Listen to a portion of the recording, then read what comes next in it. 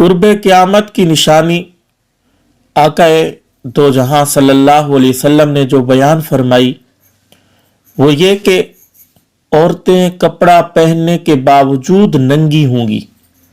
حضرت ابو ہریرہ رضی اللہ تعالیٰ عنہ مروی ہیں، فرماتے ہیں کہ رسول خدا صلی اللہ علیہ وسلم نے ارشاد فرمایا کہ دو جہنمی ایسے ہیں جن کو میں نے آج تک دیکھا نہیں ہے۔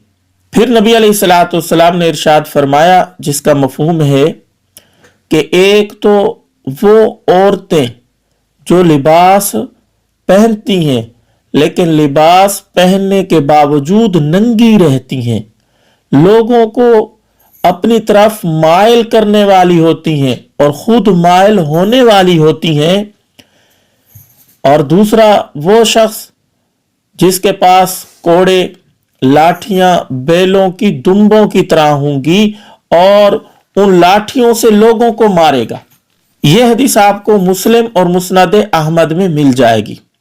اس حدیث سے جو مفہوم ظاہر ہو رہا ہے وہ یہ ہے کہ عریانی لباس، ایسا لباس جو آج کل عورتیں پہن رہی ہیں، یہ علامات قیامت میں سے ہے۔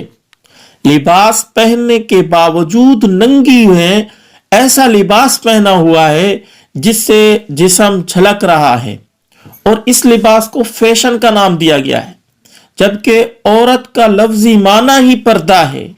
غیر محرم کے سامنے بلا ضرورت کوئی عورت بھی سامنے نہیں آ سکتی بغیر پردے کے۔ پردہ تو دور کی بات، آج کل تو عورتیں جسم فروش بن گئیں، جسم کو بیچنے والی بن گئی ہیں، اور ایسے اڈوں کو، ایسے عریانی کے ٹھیہوں کو حکومت بھی حفاظتی اقدامات دیتی ہے، ان کا بندوبست کرتی ہے۔ حکومت کی سربراہی میں اسلامی ممالک ہیں، ان میں یہ کام ہو رہا ہے۔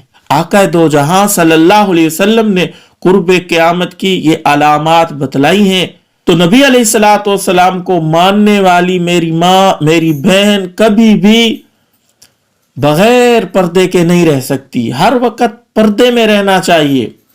عورت کی شان اسی میں ہے کہ وہ پردے میں رہے، اور جو پہلے کمی کوتاہیاں ہو چکی ہیں ان کو پر توبہ استغفار کرے۔ اللہ رب العزت سے دعا ہے اللہ رب العزت کامل طریقے سے ہمیں اسلام اور شریعت کے اوپر عمل کرنے والا بنائے۔ السلام علیکم ورحمۃ اللہ وبرکاتہ۔